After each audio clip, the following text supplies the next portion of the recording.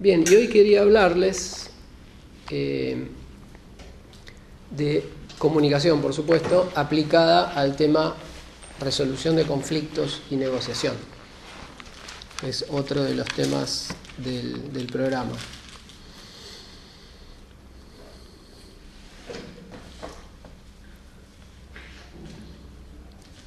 Normalmente, o en muchos ámbitos, se estudia comunicación y negociación como si fueran temas distintos. Por ejemplo, es común encontrar curso de negociación y, por otro lado, curso de comunicación.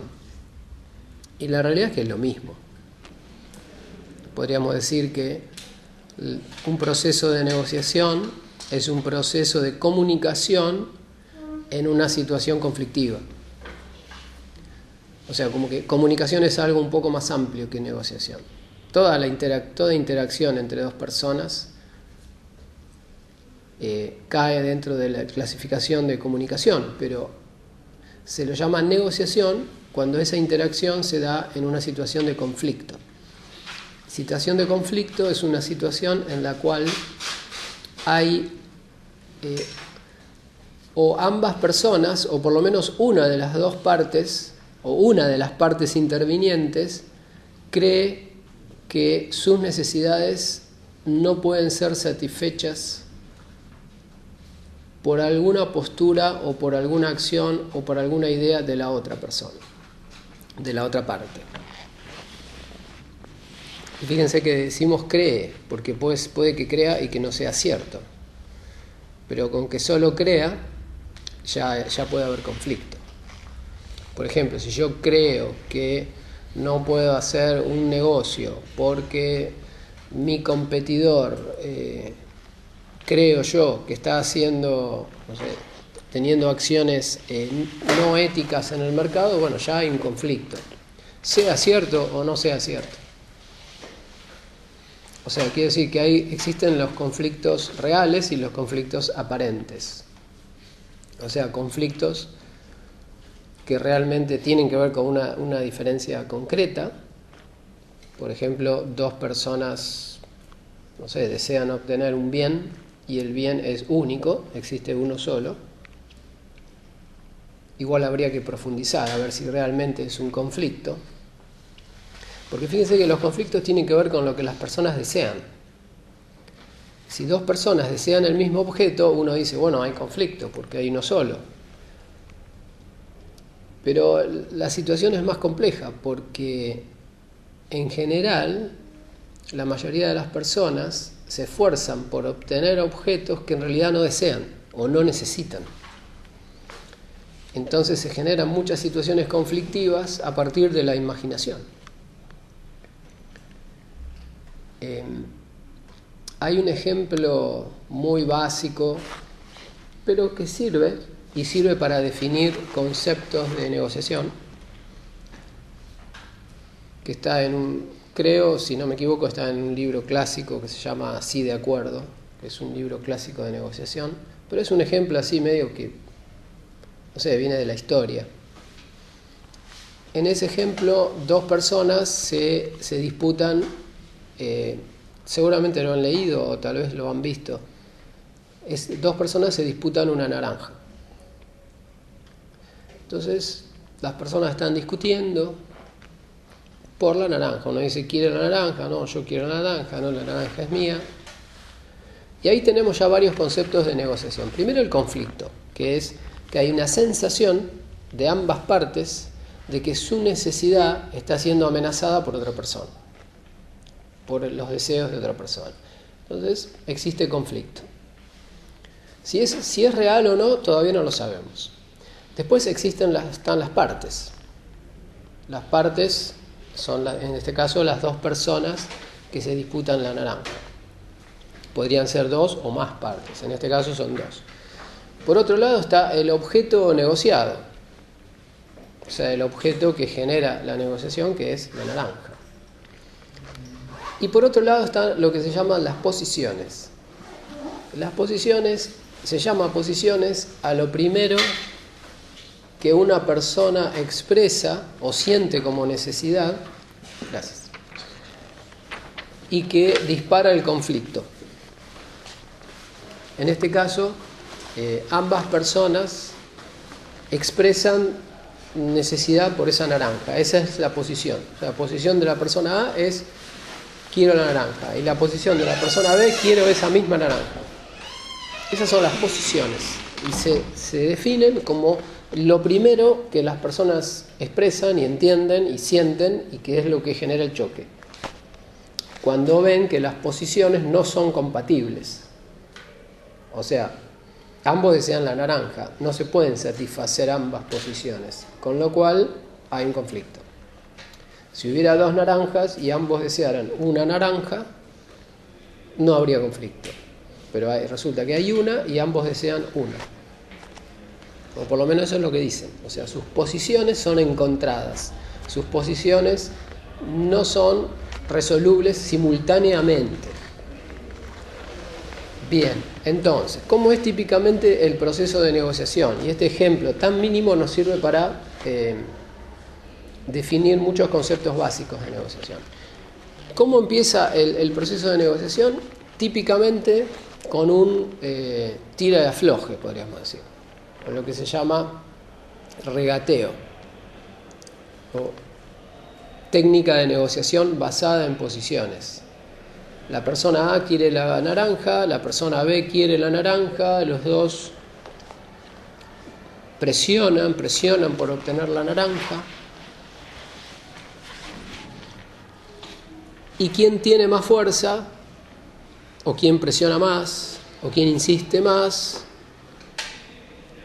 Se queda con una parte mayor de la naranja, típicamente. Eso es una forma de negociación basada en posiciones. ¿Por qué se llama basada en posiciones? Porque no tiene motivo, o sea, no tiene análisis, no tiene profundización ni estudio, no se tratan otras variables más que yo quiero A, el otro dice yo quiero A, y es una cuestión de fuerza. Ahora, fíjense qué suele pasar en esto. Imaginen que las personas que se están disputando la naranja son amigos o tienen algún tipo de relación,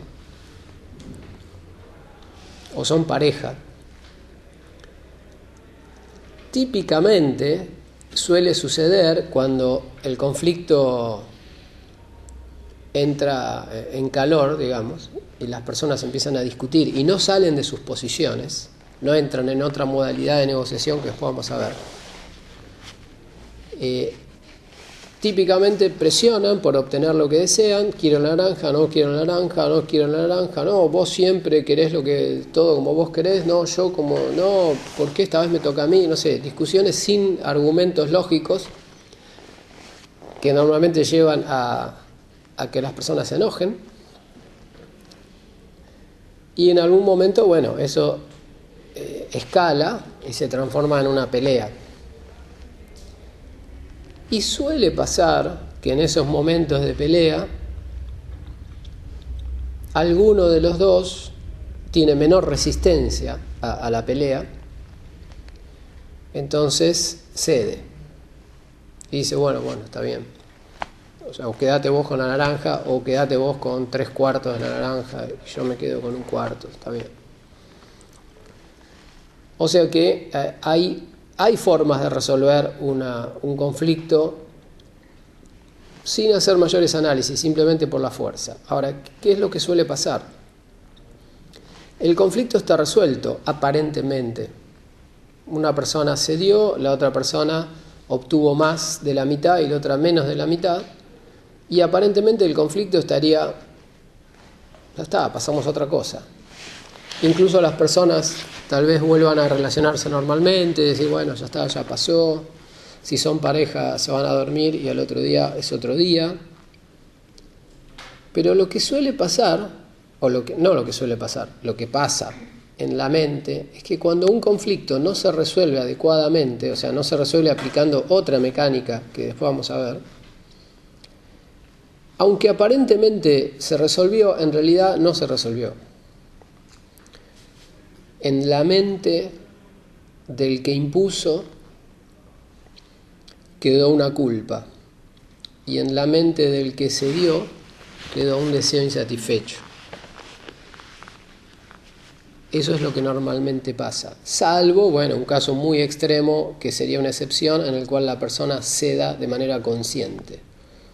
por decisión libre, por una cuestión de que ve que de esa manera todo va a ser más pacífico. Pero no es lo típico. Lo típico es que las personas cedan a la fuerza o como buscando un mal menor. En vez de seguir discutiendo, bueno, cedo y por lo menos vuelve la paz. Pero en realidad yo no deseaba ceder. Entonces en mi mente, a nivel subconsciente, queda un deseo insatisfecho, un conflicto irresuelto, o lo que se suele llamar popularmente una factura pendiente.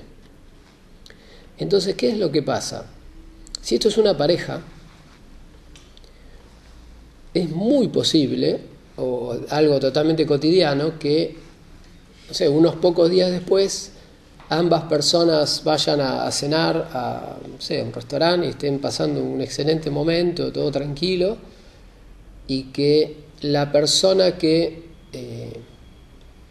puede pasar de ambos lados, pero para que sea más normal o más entendible, supongamos que la persona que cedió, que no cedió, o sea, la persona que impuso, no sé, vuelca la botella de agua en el restaurante. Y es muy probable que esa situación menor, que en una situación de mente limpia y mente consciente se transformaría en ja, ja, ja, ja, llama al mozo y traiga otra agua.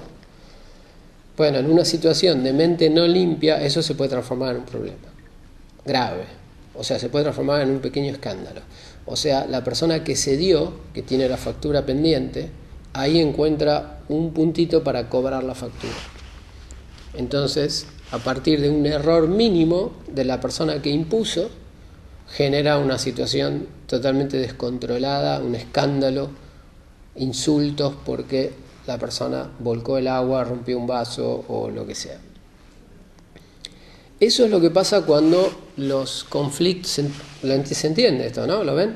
O sea, lo relacionan con la vida cotidiana. O puede venir el reproche también en una situación que por ahí tenés una discusión y te acordás de, pero yo te di tal cosa y ahora, y siempre está como a colación lo que supuestamente estaba sellado. Claro, estaba sellado, pero no estaba sellado.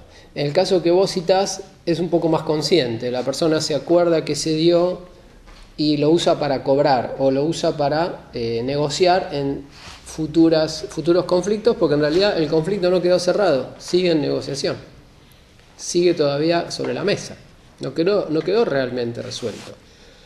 Ese es un caso más consciente. Ahora, lo peor todavía son los casos menos conscientes, donde la persona reacciona mal y no sabe por qué. No sabe que se debe a un conflicto irresuelto de hace un mes, 2 meses o años. Entonces tiene como una presión interna, una agresión hacia la otra persona que no sabe de dónde proviene. Con lo cual no lo puede relacionar, no puede la otra darse cuenta y decir, no, lo que pasa, no, perdoname, no, porque ni siquiera se habla, ni siquiera se puede descubrir de dónde viene. Es como una reacción de locura. O sea, en una situación totalmente perfecta, uno de los dos reacciona negativamente sin poder sospecharse de dónde proviene. ¿A qué se debe? Incluso la otra persona le pregunta, ¿qué pasa? ¿Por qué reaccionás así? Y no, reacciona así porque sí. No, ni ella misma lo sabe. No es que no lo quiere revelar, no es que quiere decir, no le quiero contar por qué reacciona así. No sé por qué reacciona así. Te vi tirar el agua y me surgió odio. Te quise matar. Por un segundo te quise matar. Y no sé por qué. Eso se lo contaría al psicólogo después de horas de diálogo, pero sin diálogo eso ni siquiera se llega a descubrir, ni siquiera se llega a entender todo lo que está pasando ahí. Pero bueno, ¿qué pasó? Muy sencillo. Miles de conflictos mal resueltos en toda la vida se transforman en elementos pendientes de resolución en la mente subconsciente. O sea, se van como enquistando en la mente, fuera del nivel normal que percibimos. Por eso es muy probable que antes de cenar uno se pregunte al otro, che, ¿todo bien? Y el otro dice, sí, todo bien, ¿no? ¿Tenés algún problema? No, todo bien. O sea, a nivel consciente está todo bien. pero a nivel subconsciente hay temas irresueltos, muchos temas irresueltos con la otra persona, con esa misma persona, entre esas dos personas. Entonces, la más mínima situación inconveniente puede hacer despertar algunos de esos temas irresueltos que están encerrados en la mente subconsciente. Y a veces se genera tipo reacción en cadena, o sea, se despierta uno y se despiertan muchos más. Y ahí van a ver, o sea, cuando pasa eso, se ven esas situaciones bastante desagradables en las cuales una persona tiene como un arranque y empieza a insultar y no puede parar y no tiene sentido nada de lo que dice, pero no solamente no puede parar, sino que habla con una fluidez que es superior a la normal. O sea, tal vez la persona cuando en su vida normal habla y no habla muy bien, habla lento, y cuando sufre ese arranque es como que se transforma en otra persona. Porque en realidad lo que está hablando, lo que está manejando las cuerdas vocales, no es la mente consciente. Tomó control total la mente subconsciente. Es como que la persona está delirando. En realidad no está delirando. Su mente subconsciente se está expresando y está expresando infinidad de situaciones irresueltas, broncas no justificadas, conflictos que no se pudieron acordar adecuadamente, situaciones en las que tuvo que ceder, en realidad no quería ceder, pero tuvo que ceder forzadamente, pero no cedió conscientemente por decisión propia, cedió porque no le quedaba otra. Entonces fue acumulando, y en algún momento estalla por motivo X, que puede ser, como se suele llamar, la gota que rebalsa el vaso, o sea, una gota, una tontería, suele generar conflictos gravísimos. En el diario salen todos los días. Está bien, personas que no se van. Hace un par de años pasó, no sé, alguien que iban en la autopista, estaban en el peaje, uno se insultó a otro, de un auto a otro se insultaron, y de un auto se bajó uno y lo ametralló al otro, directamente. O sea, lo mató, le sacó una pistola y lo mató, listo. Por un insulto por la ventanilla, una cosa así menor. Se imaginan la carga que tiene esa persona en su mente subconsciente, que además descargó todas sus facturas pendientes sobre otra persona, no sobre la que fue generando esas facturas. Es como todo un sistema, o sea, una persona puede ir cargando temas irresueltos de su padre, de su familia, de su pareja, y descargarlos en un desconocido, o en un vecino, o en sus hijos. Eso pasa mucho en Estados Unidos, cuando van los pibes al colegio y matan a 20, 30 alumnos porque vienen con problemas de la casa o... Bueno, digamos que pasa en todo el mundo, y no creo que en Estados Unidos pase más que acá. Lo que pasa es que, bueno, en Estados Unidos a veces pasan esas cosas raras, gigantes, pero no creo que haya una diferencia, o sea, no creo que haya una diferencia entre lo que pasa en Estados Unidos y lo que pasa acá. Acá hay menos información a veces sobre esas cosas. Sí, es verdad que son más espectaculares las cosas que pasan. O sea, chicos que van a la escuela y matan a todos sus compañeros, eso acá pasó una vez. Como que es cotidiano allá, o sea, acá pasó, pero creo que una o dos veces. Sí. De ese chico tan triste, pero allá es como que es medio común que pase. Sí, debe ser por la cultura del país también. No sé si es más, no creo que sea por un tema psicológico, creo que es simplemente porque allá las armas están mucho más difundidas y son mucho más accesibles, y cualquier persona se puede comprar más o menos un cañón antiaéreo. Acá es un poco más difícil. No hay cultura de usar armas. Allá me parece como que hay más cultura de andar con armas. Tal vez acá en Argentina ese chico iría a la escuela y se agarraría trompadas. No creo que haya una gran diferencia psicológica, porque no representaría al país en realidad, porque en general Estados Unidos es un país mucho más desarrollado tecnológicamente, económicamente, con lo cual su nivel de conciencia dudo que sea inferior al nuestro. Sospecho que es un poco superior, o sea, están un poco más organizados.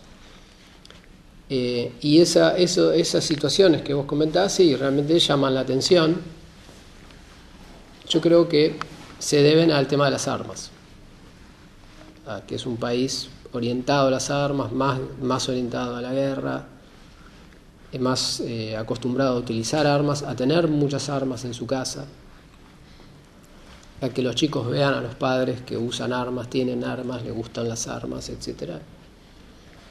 Y bueno, eso potencia la bronca que el chico puede tener, porque ahora, además de la bronca, tiene un arma. Acá tiene la bronca y nada más, tal vez tiene, qué sé yo, sus puños nada más, o sus herramientas más básicas. No puede hacer tanto daño. Pero bueno, habría que analizarlo igual. El efecto igual es psicológico, por lo tanto es mundial. O sea, y lo que se ronda el arma también, o sea, porque acá por ahí tiene un revólver que a lo sumo dispara 6 disparos. Ahí tiene un arma que es de guerra, en el cual puede disparar 15 balas en un segundo. A su vez está cubierto, con lo cual no le pueden pegar ningún tiro en ningún lugar, con lo cual sigue matando. Y tiene todo el tema de cargador, recargador, o sea, es casi un soldado. Sí, o sea, tiene mayor desarrollo tecnológico también en las armas. Entonces es como que eso debe posibilitar ese tipo de masacres. Pero igual la intención detrás es la misma. En un caso se traduce en matar a tiros y en otro caso tal vez se traduce en tirarle piedras a otro.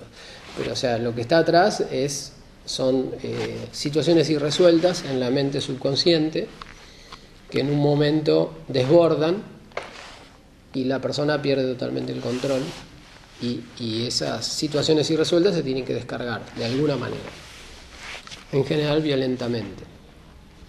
Obviamente lo mejor sería que ninguno de nosotros acumule situaciones pendientes en su mente, porque si las acumulamos van a salir y no sabemos cuándo, y no sabemos cómo, y no sabemos con qué persona, o puede ser que exploten internamente, o sea, puede ser que exploten haciendo un mal a la misma persona, un problema de salud, por ejemplo, generando una enfermedad, o generando una depresión, o sea, una enfermedad que es una enfermedad, también sea una enfermedad psíquica o una enfermedad física también, pero de alguna forma va a explotar, a no ser que uno evite la generación de esos temas pendientes en su mente. Y cómo se evitan manejando los conflictos de manera adecuada, inteligentemente, conscientemente, o si uno, que esto sería más realista todavía, porque en realidad ya hace muchos años que todos nosotros venimos sufriendo conflictos, por lo tanto es muy probable que ya tengamos muchos temas pendientes en la mente, irresueltos, que son riesgosos para nosotros y para los demás. Y lo más realista, ahora ya, digamos, si empezamos a manejar bien los conflictos, a partir de ahora, bueno, no nos cargaremos más, pero ya estamos cargados. El tema es que hay que limpiar eso. Y la forma de limpiarlo es siempre la misma, o sea, siempre llegamos a lo mismo, a la observación de la mente, o el psicoanálisis, o la meditación, la introspección. Esas son distintas técnicas que nos permiten entrar en la mente, ver cuáles son los conflictos irresueltos y resolverlos. Por lo menos debieron ser resueltos antes, pero bueno, no los resolvimos en su momento, los podemos resolver ahora. O hacer el análisis que antes no hicimos, hacerlo ahora. Bien, entonces, sigamos con el tema de negociación y clarificando conceptos. Vimos que las personas que se disputaban la naranja aplicaron un método muy precario de negociación, que es el regateo, o sea, presionar a ver quién obtiene más. Uno obtuvo más porque el otro cedió, pero a la semana esa victoria o esa buena negociación le costó caro, porque la otra persona que tuvo que ceder estalló en el medio de un restaurante y arruinó una noche, o un día, o varios días. O sea, podemos sacar muchas conclusiones de ahí. Una fundamental es que imponer tiene costo. O sea, no conviene imponer. Cuando ustedes ven a una persona que impone a otra, dice, uy, que tiene más poder, que bien domina. Sí, está generando facturas pendientes en un montón de personas que le van a volver o que van a circular de alguna manera. Si estamos hablando de una empresa, por ejemplo, un jefe que está imponiendo a sus empleados, bueno, se está armando una guerra nuclear, o sea, que va a suceder, que se puede traducir en conflictos graves entre los empleados, que después él no va a entender, porque los conflictos van a explotar de formas incomprensibles. O sea, va a haber conflictos con clientes, conflictos con proveedores, conflictos con otras áreas, y el jefe no va a entender por qué se generan esos conflictos. No va a sospechar que en realidad él puso la semilla del conflicto en la mente de sus empleados y después explotó por otro lado. No saca la conclusión. Entonces, cuando surgen los conflictos, el jefe probablemente sienta que la culpa, la responsabilidad está en sus empleados, entonces vuelva a reprimirlos o a imponer y vaya generando un círculo vicioso, cada vez cargando más de conflictos irresueltos a la mente de sus empleados generando cada vez más problemas operativos con los clientes o problemas comerciales, o renunciando o enfermándose o cada vez faltando más, y se genera una situación que, bueno, termina mal. Puede terminar con la disolución del equipo o la disolución de la empresa. Y si no se para la pelota y se hace un análisis, nunca nadie va a entender de dónde venía el problema. Nadie va a saber por qué pasaba todo eso.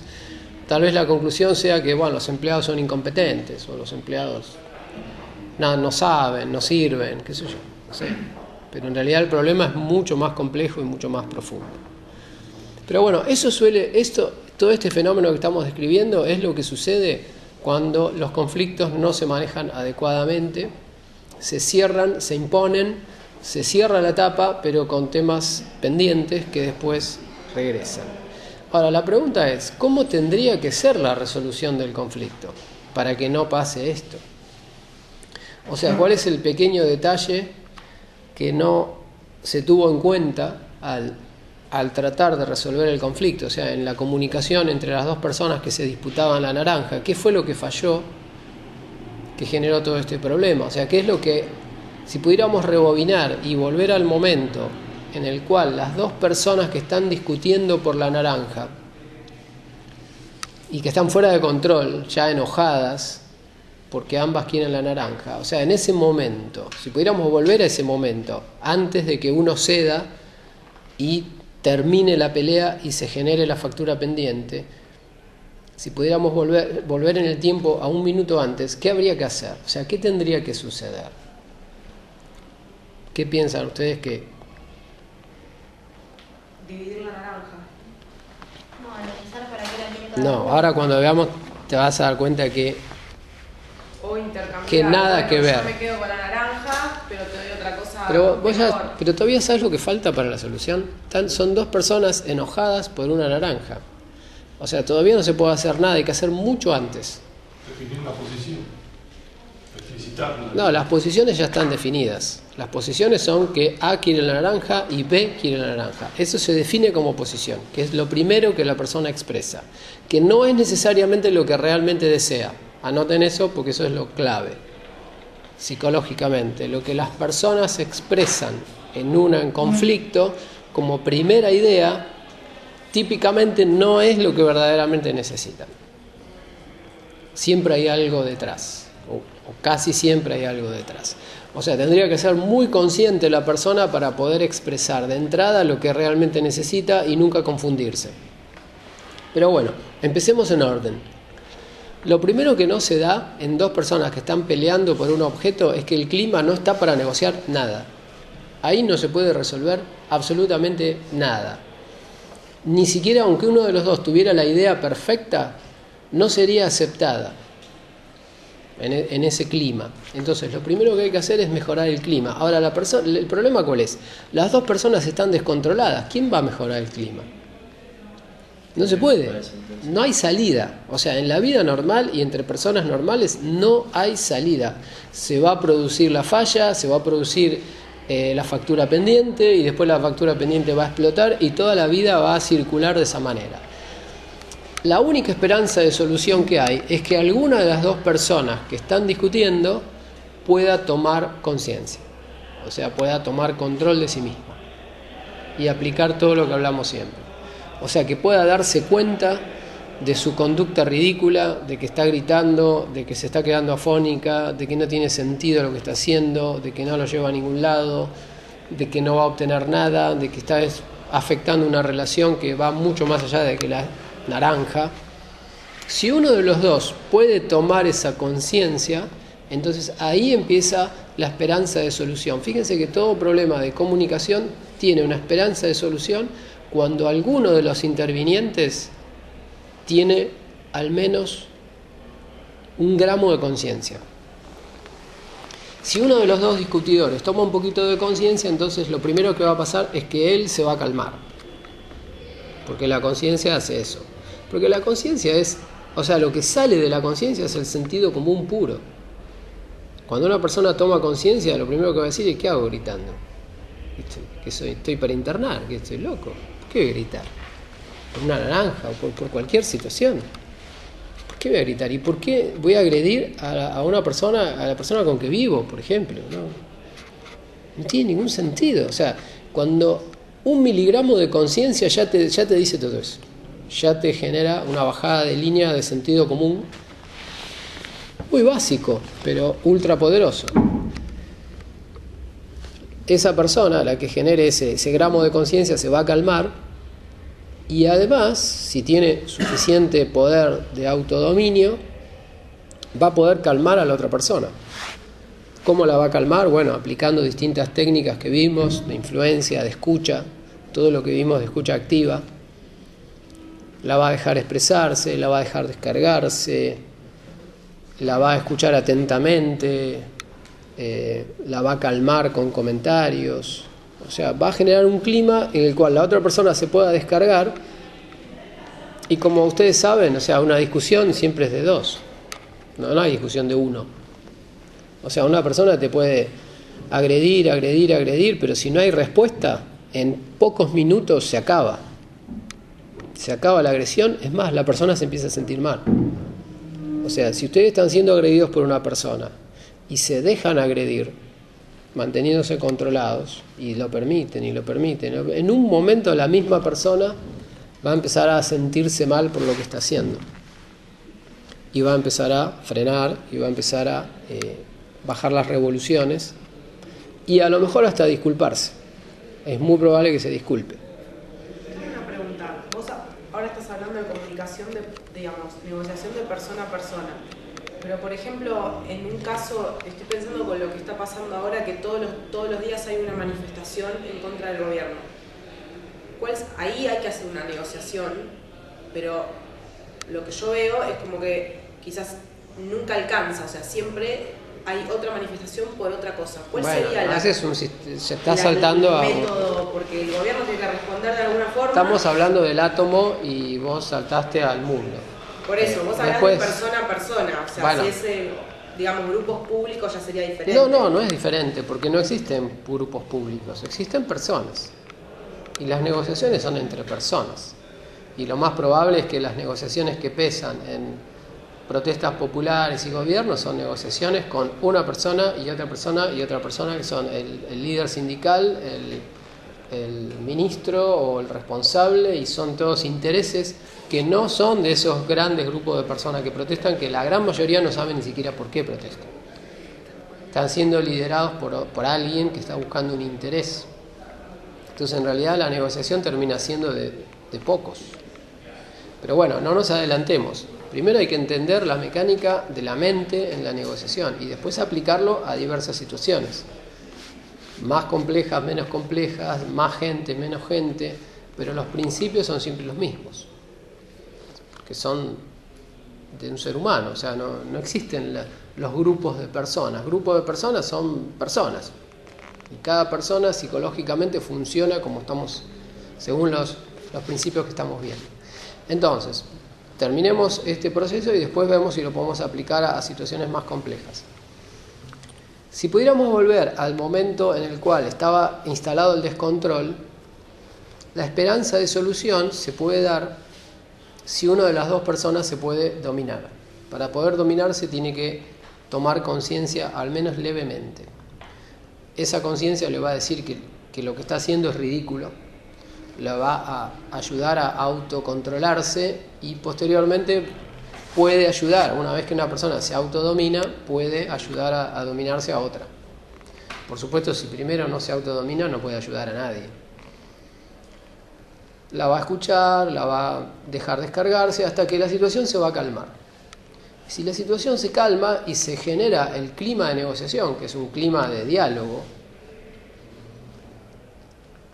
ahí recién se puede empezar a aplicar una buena solución.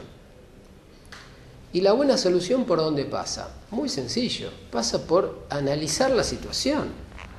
O sea, ¿cuál es el problema de las personas en general? Es que intentan resolver situaciones sin análisis.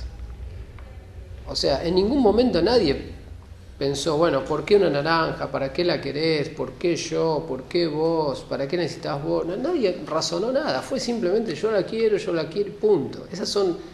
La gran mayoría de los conflictos se tratan a ese nivel tan superficial que no da espacio a ninguna solución, a ninguna conclusión útil.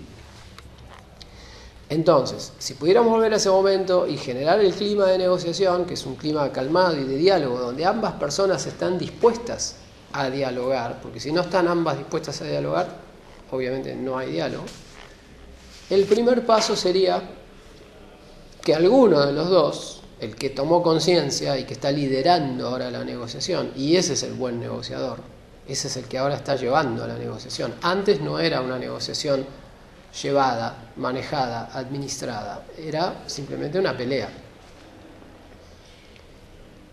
El que ahora está liderando la negociación, el primer paso que tendría que tomar después de calmar bien a la otra persona es preguntarle, o sea, cuestionar. Preguntar para qué quiere la naranja. O sea, nadie puede decidir cómo repartir una naranja si no sabemos para qué la quieren. ¿Está bien? A lo mejor uno dice, no, yo la quiero para revoleársela a un gato que está haciendo ruido, y el otro dice, yo la quiero para que coma a mi hijo que no tiene para comer. Bueno, y ahí las cosas empiezan a tener... La gente empieza a razonar cuando hay explicaciones y cuando hay un clima de diálogo, si no, no. Cuestionar, o sea, el siguiente paso es averiguar por qué ambas personas desean la naranja. Y la respuesta a ese por qué es lo que se llama en negociación los intereses. O sea, hablamos de que desear la naranja es la posición de ambas personas. ¿Cuál es tu posición? Quiero la naranja. Listo, ok. Posición tomada. ¿Cuál es tu posición? Quiero la naranja. Ok, posición tomada. Ahora la pregunta es, ¿cuál es tu interés?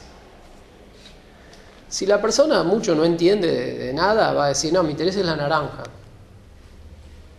Porque no se autoanaliza. Ahora, si uno de los dos lidera la negociación, lo que va a llevar es a un proceso de profundización. Y un proceso de profundización tiene que ver con analizar las causas de la posición. Está bien, tu posición es querés la naranja. Bueno, yo te estoy preguntando ¿para qué querés la naranja? O sea, ir un nivel más abajo. Si el clima de negociación no se hubiera logrado, esa pregunta es imposible, porque ustedes se imaginan muy bien cómo respondería una persona a la cual le preguntamos ¿por qué querés la naranja si la persona está enojada? ¿Qué respondería? ¿Qué te importa? Porque sí. ¿Y por qué la querés vos? O sea, te responde con otra pregunta. O sea, es imposible dialogar bajo esas situaciones. Entonces, por eso es vital primero lograr un estado de calma, de confianza, de diálogo. Y que a lo mejor no se puede lograr en ese momento. Hay que postergar la negociación a un momento donde sí se pueda dialogar. Entonces, en ese estado ahí sí se puede cuestionar y tenemos esperanza de que la otra persona responda. Porque si no se siente amenazada, entonces va a responder. Si yo ya hice todo lo necesario para que no se sienta amenazada y le pregunta, bueno, pero contame, ¿para qué querés la naranja? Entonces ahí a lo mejor me lo revela. Y eso que me revele es lo que se llama su interés, que estaba detrás, escondido, detrás de su posición. Y él mismo ni siquiera tal vez estaba muy focalizado en ese interés, estaba más focalizado en la posición, porque él había sacado la conclusión inconsciente de que su interés solamente se podía resolver llevándose la naranja, lo cual puede ser un grave error. O sea, la posición se puede definir también como la solución que la persona le da para satisfacer su interés dentro de su limitación de pensamiento. O sea, hay personas que dicen, no, yo quiero A. Y cuando uno le pregunta, ¿y para qué querés A? No, para hacer B. Pero para hacer B no necesitas A. Entonces no necesito nada. ¿Se entiende? Ese tipo de razonamiento está lleno en las negociaciones. Porque típicamente las personas, cuando tienen un interés, hacen un cálculo de cómo pueden satisfacer ese interés, y a eso lo llaman, eso es la posición, y toman esa posición, convencidos de que ese es el camino. Y acá van a ver que se da justamente esa situación. Si la persona que está liderando la negociación genera el clima de diálogo y cuestiona y le pregunta a la otra persona, bueno, pero ¿para qué querés la naranja? Y la otra persona responde y dice, no, yo quiero la naranja para tomar el jugo, o sea, para lo normal que se quiere una naranja. Y es probable que su respuesta sea, ¿y para qué más la voy a querer? Porque eso representa otra característica del ser humano, cree que su necesidad es la única que existe. O sea, que una naranja tiene un uso que es el que yo quiero y no tiene otros usos. ¿Está bien? Si la persona que está liderando está lo suficientemente consciente como para también cuestionarse a sí misma, es decir, ¿para qué quiero yo la naranja? Y suponiendo que esa respuesta sea, o planteemos otra situación, supongamos que la solución viene de un mediador. O sea, que las dos personas que están discutiendo, se generó el clima, pero ahora el que está liderando la negociación no es ninguno de los dos, sino es un tercero, un mediador. Le preguntó a uno para qué quería la naranja y le dijo para tomar el jugo. Y ahora le pregunta al otro. Y el otro le dice, y también como si fuera algo obvio, yo quiero la naranja para hacer una torta. Necesito la cáscara, no, es obvio, como si fuera obvio. O sea, cada persona siente que sus necesidades son obvias. Y son distintas, pero son obvias para ambos. Con lo cual no son obvias. Entonces el mediador muy fácilmente pela la naranja, le da la cáscara a uno y le da la parte de adentro al otro. Y los dos están resueltos. O sea, está resuelto el interés. O sea, lo que cada uno necesitaba realmente, lo tienen. Lo que no pueden tener es lo que creían que necesitaban, que era otra cosa. Ambos creían necesitar toda la naranja. En realidad no era así. Bueno, eso es una situación típica en negociaciones y en conflictos,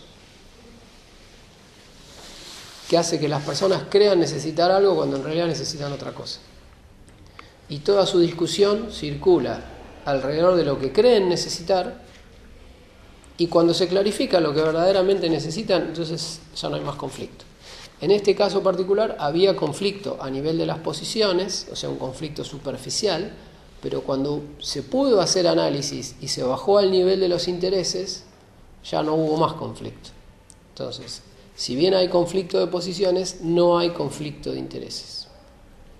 Como no hay conflicto de intereses, los intereses no son incompatibles, se pueden satisfacer simultáneamente, y ahí se resuelve la situación sin facturas pendientes.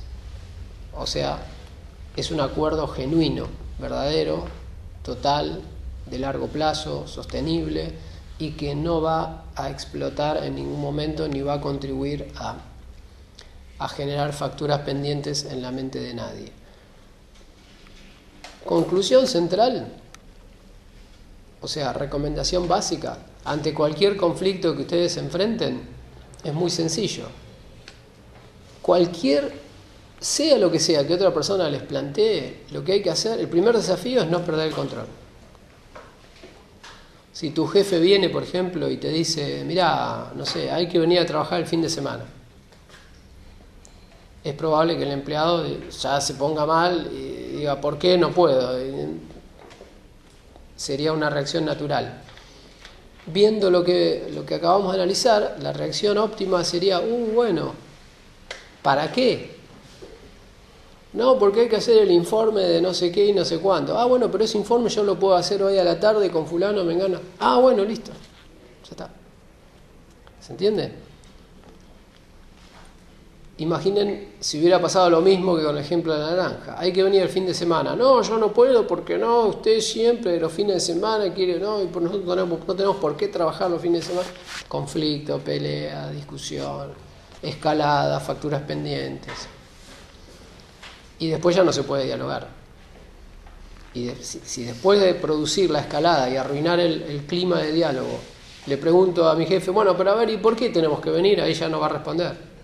Ahora va a decir, tienen que venir y punto. ¿Está bien? Si uno puede mantenerse controlado, escuchar cosas que le desagradan, porque cuando alguien te pide algo que te desagrada, ahí es donde es el paso previo al conflicto. Si vos reaccionás mal, se genera el conflicto. Si vos no reaccionás, no se genera el conflicto. Si uno puede mantenerse tranquilo, no reacciona y pregunta, ¿para qué querés eso? ¿Por qué necesitas eso? Ahí hay una esperanza de solución. Porque ahora sí estoy entendiendo el interés de la otra persona y yo puedo buscar otra forma de satisfacer ese interés que sea satisfactoria para ambos. Bien, este pequeño ejemplo, vieron que es sencillo, pero no es sencillo. Imagine si usted dijera, no, estuvimos en una clase de negociación y analizábamos durante 2 horas cómo repartir una naranja. Se lo cuentan a su familiar y va a decir, bueno, pero ese profesor es un retrasado. O sea, esa es la facultad, el nivel de avance. Usted estudia negociaciones de repartirse una naranja. Bueno, eso les da una pauta del nivel de desconocimiento total que hay de cómo es la psicología y que los mismos mecanismos funcionan en una negociación por un caramelo que por un salario o por, no sé, un puesto en el gobierno. O sea, la psicología y la mente siempre funciona igual. Y lo que estuvimos viendo es cómo funciona la mente. Y fíjense qué tan básico es el conocimiento general que hay sobre negociación y manejo de conflictos, que si ustedes vos dijiste, partir la naranja en la mitad y saltaste ahí como ya tengo la solución genial, y era una solución totalmente innecesaria. O sea, imaginen partir la naranja. Yo quería la cáscara, la mitad de la cáscara fue a la basura. Y yo quería el jugo, la mitad del jugo fue a la basura. O sea, es una negociación totalmente ineficiente, una solución totalmente ineficiente. Es una solución de compromiso, se llama eso. Es una solución basada solamente en el conocimiento de las posiciones y sin ir más allá. Pero igualmente, vos lo dijiste, pero si salimos a la calle ahora y hacemos una encuesta y le preguntamos a, 300 personas y le planteamos el caso, le decimos, 2 personas se disputan una naranja, ¿cuál es la solución? Las 300 personas van a decir partirla por la mitad, ¿o no? O sea que, ¿qué nos dice esto? Que la gran mayoría de las personas no ha analizado más en profundidad cómo es el proceso de buena resolución de un conflicto. Y por ese motivo es que hay tantos conflictos y están tan mal resueltos o tan mal tratados, porque no nos han enseñado cómo enfrentar conflictos. No nos han enseñado. En la infancia nunca nos dijeron, cuando alguien te diga algo que te moleste, no reacciones, escuchá, preguntá, profundizá. Nos han enseñado otra cosa. Nos han dicho, no, vos tenés que discutir, imponerte, o si no te gusta, andate, enseñanzas tontas. Yo realmente no veo, o creo que es muy raro que una familia inculque a un chico, por ejemplo, que va a la escuela, la idea de si ves una situación que te molesta, analizala, estudiala, observala, averiguar a qué se debe, antes siquiera de tener opinión. No antes de hablar, ni antes de pensar. ¿Se entiende? O sea, no generes opinión sobre una situación que no entendés. No es la enseñanza que recibimos. Por eso tenemos tantos conflictos. Porque creemos que ser inteligente, que ser libre, que ser consciente es expresarte. No me gusta. ¿Ya entendiste la situación? No tengo nada que entender. Esa es nuestro estilo, la cultura, y eso no genera bien para nadie, ni para la persona que reacciona, ni para la persona contra la que reacciona. ¿Vos ibas a decir algo? Puede ser que la respuesta de ella sea la más eficiente si el conflicto no es solo a nivel de posición, sino también a nivel de interés. No, tampoco. Que ambos quieran la naranja para comerla. Sí, suponiendo que ese sea el caso, pero el tema es que la solución ella la mencionó antes de saber nada. Ese es el grave problema. Buscar dar una solución sobre un tema que no entiendo. ¿Está bien? Es como decir, imagínate, acá hay 2 familias y le tenemos que repartir esta aula, porque tienen que vivir acá porque no tienen dónde vivir. Bueno, mitad para cada una. Bien, una tiene 30 hijos y el otro tiene 1. Faltaba un dato, ¿no? Bueno, ese es el tema. O sea, todo esto tiene una sola conclusión, que es: no opines, no pienses, no generes opinión, ni expreses opinión antes de entender una situación a fondo. Eso, nada más. Todo eso se traduce en toda la locura que vimos. Lamentablemente es lo que pasa. O sea, en la sociedad la gran mayoría de las personas está vertiendo opiniones, no solamente generando ideologías y vertiendo opiniones, sino también incluso generando opiniones violentas sobre situaciones que no entienden. O sea, protestando, por ejemplo, contra la ley XX y no sabe qué significa esa ley, ni qué efecto tiene, ni si realmente ayuda, no ayuda, contribuye, en qué porcentaje. Nada, es todo es una reacción automática sin conocimiento de lo que está sucediendo, y por supuesto, bueno, no es lo que tenemos que hacer.